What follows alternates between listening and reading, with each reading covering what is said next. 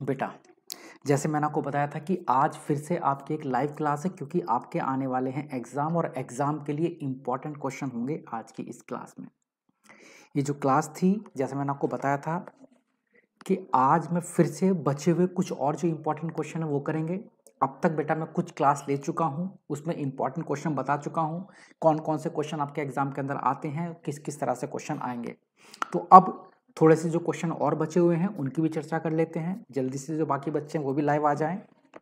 और एक बात याद रखना, आपके एग्जाम के अंदर 20 MCQ यानी कि बहुविकल्पी प्रश्न आने वाले हैं। उनकी क्लास मैं रात में लूंगा बेटा, 8 बजे से आपको बहुविकल्पी प्रश्न कराऊंगा। जो इंपॉर्टेंट वो सारे क्वेश्चन करा दूंगा। जिस जिस तरह से क्वेश्चन बन सकते हैं वो सारे क्वेश्चन करा दूंगा। कुछ बच्चों को भी मॉडल पेपर में दिक्कत है कि जो आपके पास यूपी MSP का मॉडल पेपर है, बच्चे कह रहे हैं सर वो भी करा देना, तो उसकी भी चिंता मत करो। जो मॉडल पेपर है यूपी MSP का वो भी आपको करा दिया जाएगा, वो भी मैं आपको कंप्लीट कराऊंगा, उसमें भी आपको कोई घबराने की आवश्यकता नहीं है। ठीक है, तो अब जल्दी से बिना टाइम को खराब किए, वॉइस स्लो आ रही है बेटा, आपको मेरी वॉइस कम आ रही है क्या बच्चों? बच्चों को वॉइस कम आ रही है क्या बेटा? जल्दी से बताएं ताकि मैं स्टार्ट कर सकूं। चलिएगा, तो सर स्टार्ट करिए। हाँ जी बेटा, स्टार्ट कर देते हैं क्लास, बिल्कुल भी चिंता मत करें। अब स्टार्ट करते हैं कि आज के क्लास में मैं आपको कौन कौन से और इम्पोर्टेंट क्वेश्चन बताने वाला हूँ। तो ये कुछ इंपॉर्टेंट क्वेश्चन है और वे इंपॉर्टेंट क्वेश्चन है बेटा जो पेपर के अंदर आएंगे। मैं ये मानकर चल रहा हूँ बेटा ये प्रश्न पेपर में आएंगे ही आएंगे। जो भी मैं क्वेश्चन आपको बता रहा हूँ इन्हें बहुत अच्छे से कर लेना। तो अब जो बड़ा इंपॉर्टेंट क्वेश्चन है उपयोगिता, यानी कि इसे अर्थशास्त्र बोल सकते हैं आप बेटा। जो आपकी बुक है इसके अंदर एक अर्थशास्त्र नाम का पार्ट है और उसमें उपयोगिता नाम का पार्ट है, और उसमें सबसे इंपॉर्टेंट क्वेश्चन जो पेपर के अंदर आएगा ही आएगा, 101% ये क्वेश्चन पेपर के अंदर आना है। ये मैं 3 क्वेश्चन पर यहाँ पर मैंने तो और करके 3 क्वेश्चन लिखे हैं भैया, इन्हें कॉपी के ऊपर उतार लो। इन 3 में से एक प्रश्न पेपर के अंदर आएगा, मैं तीनों को समझाऊंगा भी। मैंने हमेशा बोला कि जो मैं इंपॉर्टेंट क्वेश्चन वाली क्लास ले रहा हूँ, मैं सिर्फ आपको इंपॉर्टेंट क्वेश्चन बताकर छोड़ नहीं दे रहा हूँ मझधार में कि बता दूं यहाँ पर सांप है और सांप के पास जाकर छोड़ दूं। नहीं बेटा, बता भी रहा हूँ सांप कहाँ पर है और सांप से बचाऊंगा भी बेटा मैं आपको। तो सबसे पहला इंपॉर्टेंट क्वेश्चन क्या है? सिंपल सा 1 नंबर में कई बार क्वेश्चन पूछा गया है, सीमांत उपयोगिता हास नियम के प्रतिपादक कौन थे? ये हर एक बच्चा जानता है। वो बच्चा जो हमारी पुरानी क्लास ले रहा है वो जानता है सीमांत उपयोगिता हास नियम के प्रतिपादक कौन थे। तो सभी को पता है बेटा कौन थे बेटा? प्रोफेसर गॉसेन। प्रोफेसर गॉसेन, कॉपी हिंदी में लिख लो बेटा, गॉसेन। गॉसेन करके बेटा है ना, गॉसेन बोलते हैं इन्हें। प्रोफेसर गॉसेन ने सीमांत उपयोगिता हास नियम का प्रतिपादन किया। तो पेपर में ये प्रश्न कई बार आ चुका है, सीमांत उपयोगिता हास नियम के प्रतिपादक कौन थे? सीमांत उपयोगिता हास नियम के प्रतिपादक कौन थे? नॉर्मली MCQ में आता है बेटा ये। तो इसका नाम क्या लिखोगे? प्रोफेसर गॉसेन। क्या लिखोगे? प्रोफेसर गॉसेन। कौन? क्या लिखोगे? प्रोफेसर गॉसेन। कौन? सीमांत उपयोगिता हास नियम के प्रतिपादक। वेरी इंपॉर्टेंट प्रश्न की कैटेगरी में ये 1 नंबर के। ठीक है भाई, अब 1 नंबर के बाद बारी आती है बेटा थोड़ी और आगे बढ़ने की। सीमांत उपयोगिता हास नियम से आप क्या समझते हैं? इसकी विभिन्न मान्यताओं का वर्णन करें। सीमांत उपयोगिता हास नियम, या तो ये क्वेश्चन पेपर में आना है, और अगर ये नहीं आया तो जो और करके गॉसेन बेटा, बहुत बढ़िया बच्चे ने लिख दिया आंसर गॉसेन। अगर ये प्रश्न नहीं आया तो और करके आएगा, और करके क्या आएगा? सीमांत उपयोगिता हास नियम के अपवादों का वर्णन करें। क्या इस नियम के अपवाद वास्तविक होते हैं यह या अपवाद दिखावटी होते हैं? इन 2 में से एक प्रश्न तो पेपर में 101% पूछा जाता है हर साल के पेपर में। आपको सर पिछले साल क्या आया था? पिछले साल बेटा इसके अपवाद आए थे। इस साल क्या आएगा? इस साल इसके नियम और इसकी मान्यता आएंगी। सीमांत उपयोगिता नियम की मान्यताएं और सीमांत उपयोगिता हास नियम होता क्या है, दोनों की चर्चा करेंगे बेटा, घबराना नहीं है। और मान लो कि भैया पेपर बनाने वाला बिल्कुल ही बेवकूफ था, उसने पता नहीं क्या ही पेपर बना दिया, तो भी वो अगर ये नहीं बनाएगा तो ये तो बनाएगा। सीमांत उपयोगिता और कुल उपयोगिता में अंतर, या सीमांत उपयोगिता कुल उपयोगिता में संबंध। यानी कि अगर आपने ये 3 प्रश्न पढ़ लिए तो लगभग के 8 नंबर पूरे हो गए। इन 3 प्रश्न से 8 नंबर का एक क्वेश्चन आएगा ही आएगा। ठीक है भाई, तो आज कितने बजे तक पढ़ें बेटा? अब वो आपके ऊपर डिपेंड करता है कितने बजे तक आपको पढ़ना है, आपके ऊपर इच्छा शक्ति पर डिपेंड करता है और आपको कितना आता है बेटा उस पर डिपेंड करता है। ठीक है, तो ये 3 प्रश्न बेटा कॉपी पर लिख लो। सीमांत उपयोगिता, अच्छा बताओ जल्दी से, सीमांत उपयोगिता हास नियम के प्रतिपादक कौन थे? प्रोफेसर गॉसेन थे। कौन थे? प्रोफेसर गॉसेन थे। अब सीमांत उपयोगिता हास नियम से क्या समझते हैं? इसकी मान्यता बतानी है। दूसरा, सीमांत उपयोगिता हास नियम के अपवाद क्या है? उनके बारे में बात करेंगे। और तीसरा सीमांत उपयोगिता तथा कुल उपयोगिता में अंतर, और सीमांत उपयोगिता और कुल उपयोगिता में संबंध। दो अलग अलग चीजें बेटा, संबंध आएगा तो अलग तरह से लिखना है और अंतर आएगा तो अलग तरह से लिखना है। एमसीक्यू करेंगे बेटा, जो इसके नेक्स्ट क्लास में लूंगा 8 बजे, उसमें मैं आपको एमसीक्यू ही कराऊंगा बेटा, बहुविकल्पीय प्रश्न ही कराऊंगा, उसकी आप बिल्कुल भी चिंता ना करें। और बचत के महत्व पर प्रकाश डालने, ये प्रश्न सिंपल सा है। बचत का महत्व दुनिया जानती है, अगर हम पैसे बचाएंगे तो उसके क्या क्या फायदे होंगे, भैया जरूर पढ़ लेना बचत का महत्व। अगर आप नहीं पढ़ते हो, आप इसे हल्के में ले जाते हो, तो बेटा हल्के में नहीं होगा, आप लिख भी नहीं पाओगे इसका आंसर।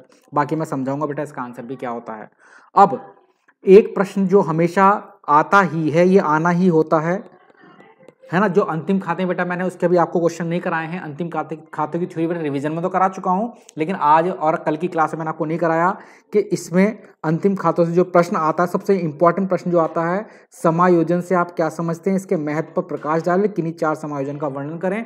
और जिन्हें इस प्रश्न को नहीं आता बेटा, वो मुझे बता देना, मैं ग्रुप पर या उसके पर्सनल नंबर पर इस प्रश्न का आंसर भेज दूंगा। इस प्रश्न की पूरी एक वीडियो बेटा मैंने बना रखी है, क्योंकि ये इंपॉर्टेंट है, पेपर के अंदर ये प्रश्न आना है। समायोजन क्या होती है, इसका महत्व क्या है, और कोई 4 समायोजन के बारे में वो आपसे पूछेगा। ठीक है, न्यूमेरिकल करवा दीजिए बेटा। अब आप न्यूमेरिकल के चक्कर में ना रहें, आप जो थ्योरी है उसे अच्छे से पढ़ें। मैंने कहा न्यूमेरिकल क्वेश्चन 40 नंबर, मान लो 8 नंबर का क्वेश्चन आता है, आपने गलत कर दिया तो आपको 1 नंबर या 2 नंबर मिलेगा। लेकिन थ्योरी अगर 8 नंबर की आती है और आप अच्छे से लिख देते हो, तो 8 में 6 नंबर, 7 नंबर, 5 नंबर तो आपको मिल ही जाएंगे। तो उस पर ध्यान ज्यादा दें, थ्योरी पर। न्यूमेरिकल क्वेश्चन वही बच्चा कर कर आना जिसे बहुत अच्छे से क्वेश्चन करना आता है, जिसे बहुत अच्छे से आता है बेटा, वरना और में करके क्वेश्चन आएगा, आप और वाला क्वेश्चन कर कर आना बेटा। ठीक है जी, तो ये तो रहे इंपॉर्टेंट क्वेश्चन अभी के, ये हैं important question, very very important question जो पेपर के अंदर आएंगे। अब इनके थोड़ी आंसर पर चर्चा करेंगे, उसका और इंपॉर्टेंट क्वेश्चन लूंगा, उनके आंसर पर चर्चा करेंगे।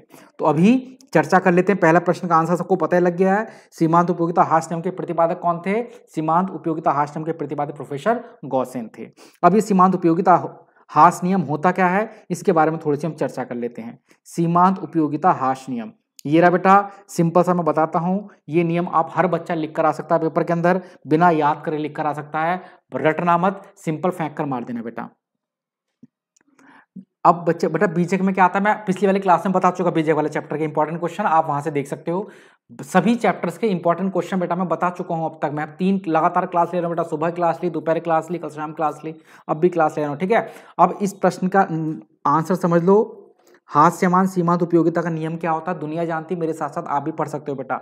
ये नियम कहता है, हास्यमान सीमांत उपयोगिता का नियम या उपयोगिता का हास नियम, इसे हास नियम भी बोल सकते हैं या हास्यमान सीमांत उपयोगिता का नियम भी बोल सकते हैं। ये नियम कहता है कि जब किसी भी वस्तु का लगातार उपभोग करते हैं, किसी भी वस्तु का आप लगातार यूज करते हो, तो उससे प्राप्त होने वाली उपयोगिता धीरे धीरे करके कम होती चली जाती है। बस इतना लिख कर आना है कि जब किसी वस्तु का लगातार उपयोग करते हैं तो उससे प्राप्त होने वाली सीमांत उपयोगिता या उससे प्राप्त होने वाली उपयोगिता क्या होती है, कम होती रहती है। कुल उपयोगिता नहीं लिखनी है, सीमांत उपयोगिता लिखनी है। ये शब्द आपको यहां से मिल जाएगा, जो बिल्कुल बुद्धू बच्चा है वो शब्द को याद रखना, सीमांत उपयोगिता। जब किसी वस्तु का लगातार उपयोग किया जाता है तो उससे प्राप्त होने वाली सीमांत उपयोगिता कम होती चली जाती है। सीमांत उपयोगिता का मतलब होता है नई नई इकाई से मिलने वाली उपयोगिता, नई नई इकाई से मिलने वाली जो आपको संतुष्टि होती है वो कम होती चली जाती है। बोलो बेटा मेरे साथ, सीमांत उपयोगिता हास नियम के अनुसार जैसे जैसे किसी वस्तु की अधिक इकाइयों का उपभोग करते हैं, प्रत्येक नई इकाई से प्राप्त होने वाली उपयोगिता क्या होती है बेटा, कम होती चली जाती है। प्रत्येक नई इकाई से प्राप्त होने वाली उपयोगिता क्या होती है, कम होती चली जाती है। इसी को हम क्या बोलते हैं, इसे हम बोलते हैं सीमांत उपयोगिता का हास नियम। वेरी इंपॉर्टेंट है। किंतु याद रखना एक छोटी सी बात और, सीमांत उपयोगिता घटती है लेकिन कुल उपयोगिता घटती दर से बढ़ती है, घटती दर से बढ़ती है। इतनी लाइन अगर आप याद कर सकते हो तो कर लेना, नहीं कर सकते मत कर लेना। ठीक है भाई, फिर से रिपीट करता हूं, सीमांत उपयोगिता हास नियम, इसे बोलते हैं law of diminishing marginal utility. English में क्या बोलते हैं इसे, law of diminishing marginal utility. आप लिखोगे, मैं सिर्फ बोल देता हूं जो इंग्लिश वाले बच्चे हैं, according to this law when we consume more and more unit of a commodity then marginal utility from each new unit will decrease. हर एक नई यूनिट से मिलने वाली मार्जिनल यूटिलिटी आपके क्या होती है बेटा, डिक्रीज हो जाती है। That is called law of diminishing marginal utility, जो इंग्लिश वाले बच्चे थे। तो हास्यमान सीमांत उपयोगिता का नियम आप समझ गए। ये नियम क्या कहता है कि जब हम किसी वस्तु की इकाइयों का उपभोग करते हैं तो प्रत्येक नई इकाई से मिलने वाली संतुष्टि कम होती चली जाती है। पहले सबसे ज्यादा मिलेगी, फिर कम संतुष्टि, फिर और कम संतुष्टि, फिर और कम संतुष्टि। आप इसका चित्र भी बनाकर आ सकते हो, चित्र में कुछ भी नहीं करना, इसकी टेबल भी बनाकर आ सकते हो। हास्यमान सीमांत उपयोगिता के नियम की मान लो टेबल भी बनानी आप चाहो तो बना देना, कुछ नहीं करना। यहाँ पर यूनिट लिखना है, यहाँ पर एमयू लिखना है। एमयू याद रखना, मार्जिनल यूटिलिटी बोलते हैं सीमांत उपयोगिता को। 1 2 3 4 5 6 7 ऐसे लिख देना बेटा। और उपयोगिता को घटाते चले जाना, 10 फिर 8 कर देना, फिर 6 फिर 4 फिर 2 फिर 0, एक बार घटाकर माइनस कर देना। बस ये इसकी टेबल होगी किसकी, हास्यमान सीमांत उपयोगिता के नियम की। मान लो आ जाए टेबल बनाकर दिखाओ, तालिका बनाकर दिखाओ, तो हास्यमान सीमांत उपयोगिता के नियम की तालिका में कुछ नहीं करना है, बस आपको क्या लिखना है, एक तरफ यूनिट एक तरफ एमयू, एक तरफ यूनिट और एक तरफ एमयू, और एमयू को बस घटाते चले जाना है। 10 8 कुछ भी लिख दो, 50 40 30 20 10 0 फिर माइनस में ले जाना। बस ये हास्यमान सीमांत उपयोगिता के नियम की क्या होगी बेटा, टेबल हो गई है ये। अच्छा सर कहेंगे सर मान लो इसका ग्राफ आ जाए, हास्यमान सीमांत उपयोगिता के नियम का ग्राफ, तो इस ग्राफ में कुछ नहीं बनाकर दिखाना, बस एक लाइन ऐसे लेनी है और नीचे को गिरा देनी है बस यहाँ तक, और यहीं पे लिख देना लाइन पर एमयू। ये एक्स एक्सेस होता है, ये वाई एक्सेस होता है, ये 0 होता है। एक लाइन ऐसे तिरछी करके गिरा देना, इस पर एमयू लिख देना, कुछ नहीं करना, बस खत्म बेटा मामला। यही हो गया हास्यमान सीमांत उपयोगिता के नियम का ग्राफ हो गया। ये ग्राफ कैसे बनेगा फिर से बताओ, ऐसे करके लाइन खींचोगे, ये एक्स एक्सेस वाई एक्सेस 0 और एक लाइन लोगे नीचे को गिरा दोगे, उसके ऊपर क्या लिख दोगे, एमयू, और बस खत्म बेटा। चाहो तो लिख देना यहां पर इकाई और यहां पर एमयू, बस खत्म। ये हो गया हास्यमान सीमांत उपयोगिता के नियम का कर्व, वक्र बोलते हैं इसे, कर्व बोलते हैं ना। तो पेपर में प्रश्न है कि हास्यमान सीमांत उपयोगिता वक्र कैसे बनता है, नीचे की ओर ढालदार हो, कैसे होता है बेटा, इस तरह का होता है, खत्म बेटा मामला। बस टेबल बनाने के लिए आ जाए तो बच्चा बना सकता है बेटा, नर्सरी क्लास का बच्चा भी बना सकता है हास्यमान सीमांत उपयोगिता के नियम की टेबल। हास्यमान सीमांत उपयोगिता के नियम की टेबल एक बच्चा भी बना सकता है ना। और बच्चा कैसे बनाएगा, एक तरफ यूनिट एक तरफ एमयू, यूनिट को 1 2 3 4 बढ़ाओगे और एमयू को जहां भी लिखना कुछ भी लिख देना बेटा, 10 नहीं लिखना, 50 लिख देना, 60 लिख देना, बस धीरे धीरे करके उसे घटाते 0 फिर माइनस में ले जाना, बस इसकी टेबल हो गई है ना। और इसका नियम बेटा मैंने आपको समझा दिया, मेरे साथ साथ जरा बताओ, मन में बोलकर देखो, कल पेपर में लिख सकते नहीं लिख सकते हो, अगर कल पेपर में लिखने बैठोगे तो क्या लिखोगे, जरा मन में सोचो एक बार, क्या लिखोगे, हास्यमान सीमांत उपयोगिता के नियम के अनुसार जब किसी वस्तु की को बार बार उपभोग किया जाता है, जब किसी वस्तु की अगली इकाई का उपभोग किया जाता है, तब प्रत्येक नई इकाई से मिलने वाली उपयोगिता कम हो जाती है, प्रत्येक नई इकाई से मिलने वाली उपयोगिता कम हो जाती है इस नियम के अनुसार। बस इतना लिख दोगे ना, बस खत्म।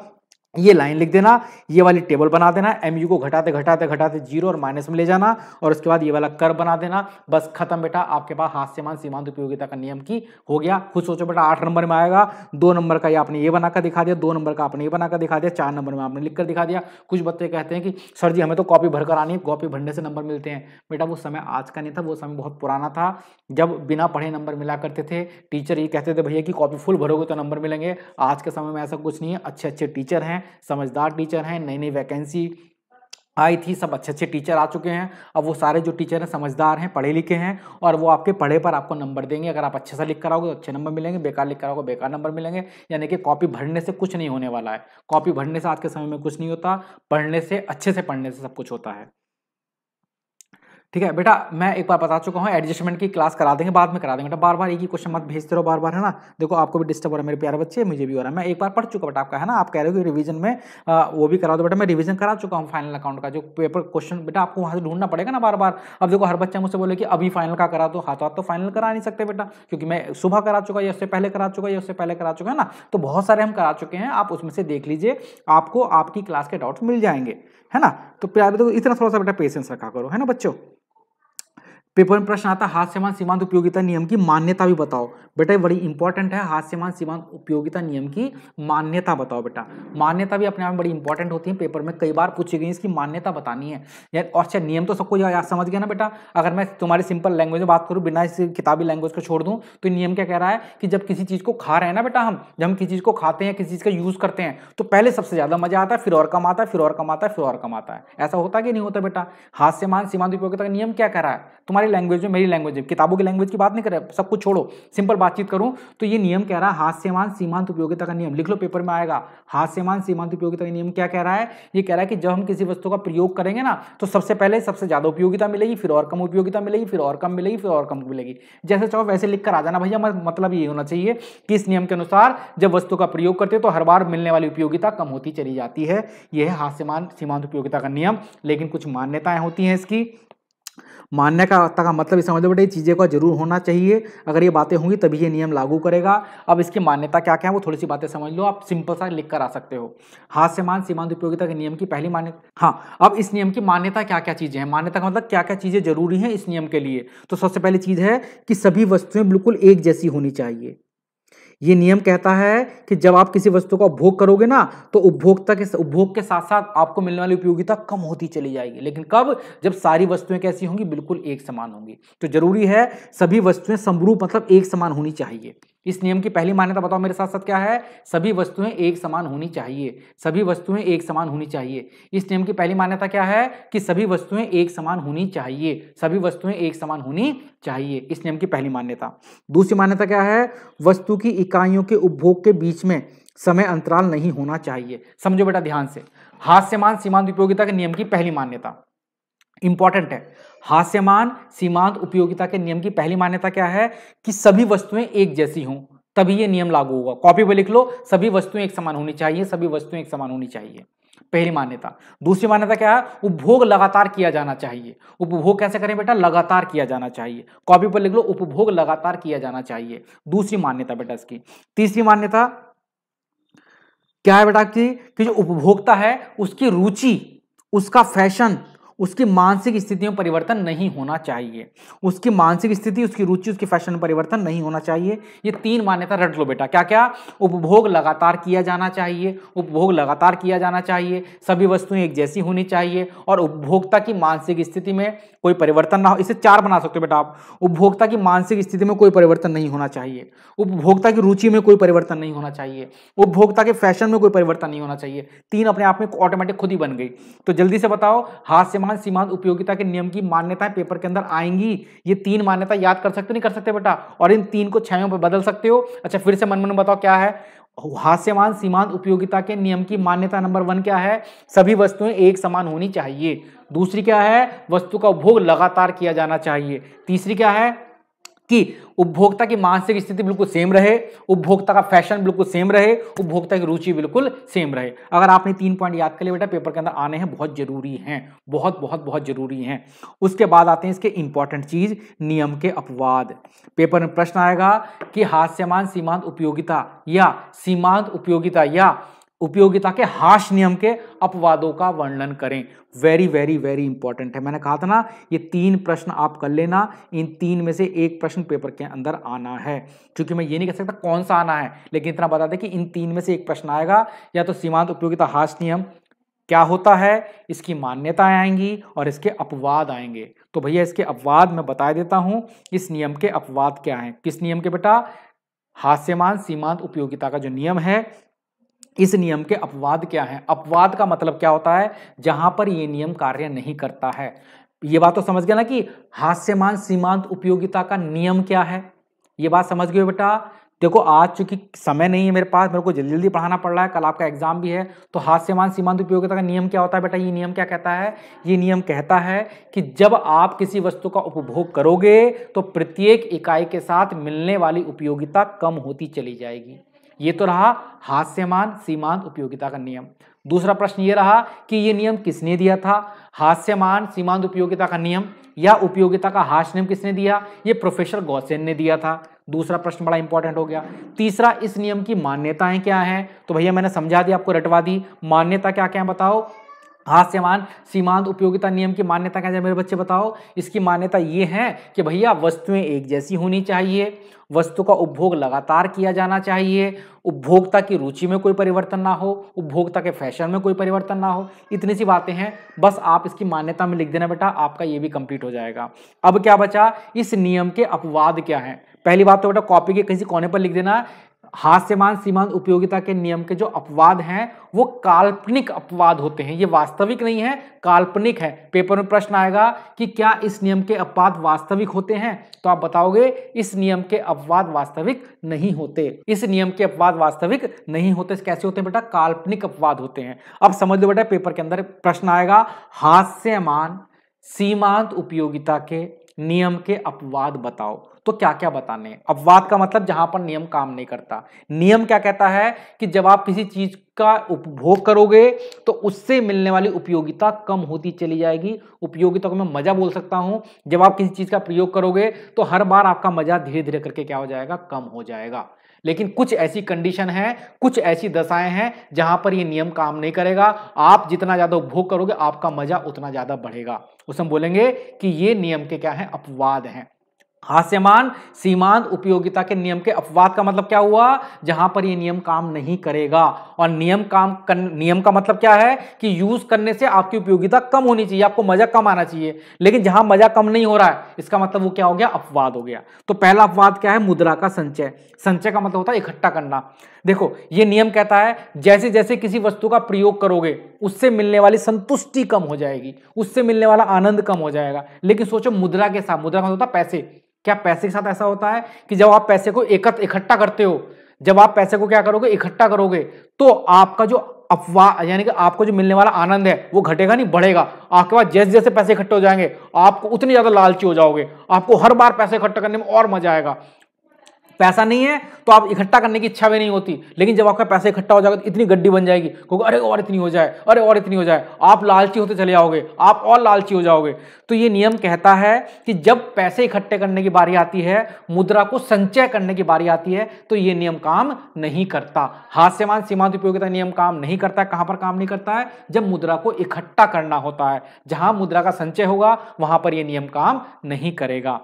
दूसरा, नशीली वस्तुओं का उपभोग। अगर आप किसी नशीली वस्तु का उपभोग करते हो तो वहां पर यह नियम काम नहीं करेगा। मैं क्या करा रहा हूं बेटा आपको, बेटा आप चाहे 50 बार मैसेज भेज दो, एक बार भेज दो, मैं एक बार में पढ़ लेता हूं। आप कितनी बार भेजते हो, पीडीएफ भेजना नहीं भेजूंगा बेटा। अगर आप एक बार भेज दोगे तो मैं ग्रुप पर सारी पीडीएफ आ चुकी है बेटा, मैं ग्रुप पर सारी पीडीएफ भेज रहा हूं। आपको अगर देख रहे हो, पढ़ रहे हो, तो आपको कुछ पता भी चले कि हाँ कोई पीडीएफ आ रही कि नहीं आ रही है। आप पढ़ ही नहीं रहे, आप तो मजे कर रहे हो बेटा केवल। चलिएगा, और हमें परेशान कर रहा है बेटा, बीच में देखो हम भी डिस्टर्ब हो रहे हैं यहाँ पर। तो मैं क्या बता रहा था बेटा आपको, नशीली वस्तुओं का उपभोग, यानी कि ये नियम काम नहीं करता। हास्यमान सीमांत उपयोगिता का नियम काम नहीं करता है। कहां पर काम नहीं करता है, जब आप नशीली वस्तुओं का उपभोग करते हो। नशीली वस्तु के उपभोग के साथ आपको मिलने वाली संतुष्टि कम नहीं होती, आपको मिलने वाली संतुष्टि क्या होती है, बढ़ती चली जाती है। किसके साथ में बेटा, मैं क्या बता रहा आपको, नियम के अपवाद बता रहा हूं। नियम क्या है, हास्यमान या उपयोगिता का हास्य नियम क्या है कि जब आप किसी वस्तु का उपभोग करते हो तो उससे मिलने वाली संतुष्टि क्या होती है, कम हो जाती है।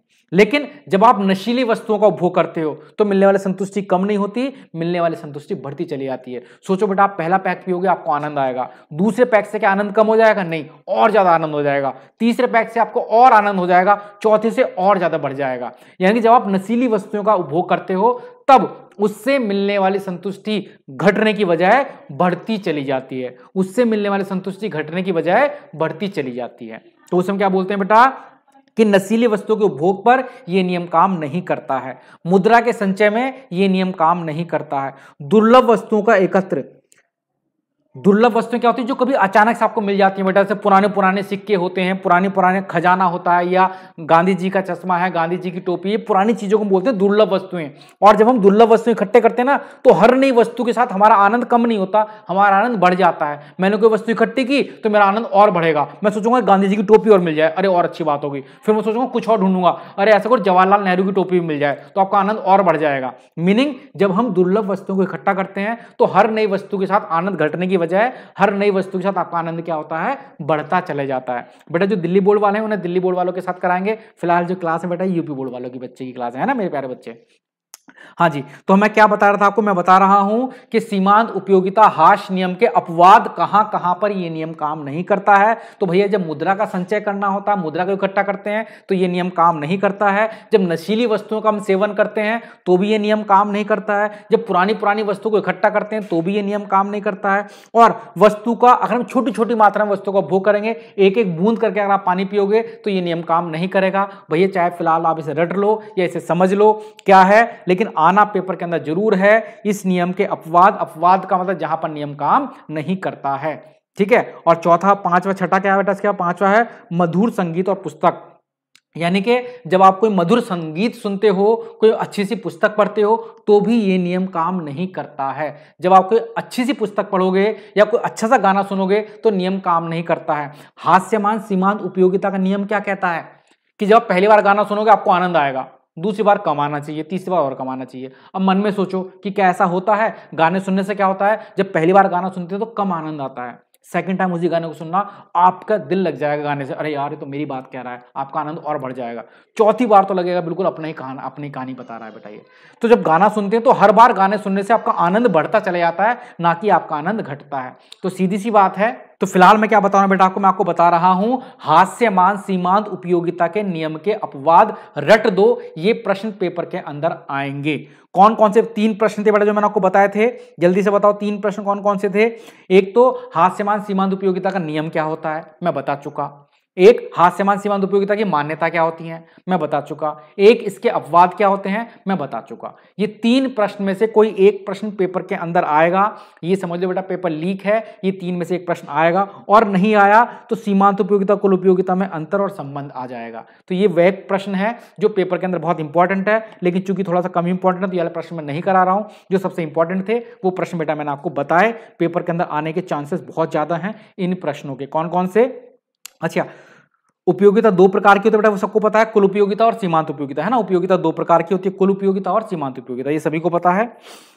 इतना मैं आपको करा चुका हूं। अब थोड़ा सा और आगे बढ़ते हैं, कुछ और चीजें देखते हैं, कुछ एमसीक्यू भी पढ़ लेते हैं। चलो कुछ बहुविकल्पीय प्रश्न पढ़ते हैं। और जी बहुविकल्पीय प्रश्न हैं मेरे पास, और क्या क्या चीजें हैं, बहुत सारी चीजें बेटा पढ़ने के लिए। तो हाँ, ये जो बहुविकल्पीय प्रश्न है इनके लिए देखो मैं दिखा रहा हूं बेटा आपको कुछ, आज हम बहुविकल्पीय प्रश्न भी करेंगे।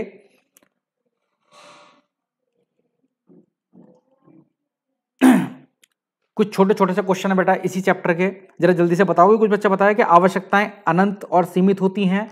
आवश्यकता बेटा हमारी कैसी होती है, अनंत होती है कि सीमित होती है? अनंत का मतलब बहुत आवश्यक होता है, बढ़ती चली जाती है, कि सीमित मतलब लिमिटेड होती हैं। तो बेटा हमारी आवश्यकता कैसी होती है, अनंत होती है, सीमित नहीं होती, अनंत आवश्यकता होती है। उपयोगिता का सृजन उपभोग है, उपभोग उपयोगिता का सृजन उपभोग है, उपभोग नहीं है। उपयोगिता मतलब जो हम किसी वस्तु से उपयोगिता मिलती है वो कैसे मिलती है बेटा, वस्तु के उपभोग करने से, तो उपभोग होते हैं। बल्कि मैं इसके एमसीक्यू कराऊंगा आपको, वो भी आज ना कराकर अगली क्लास में।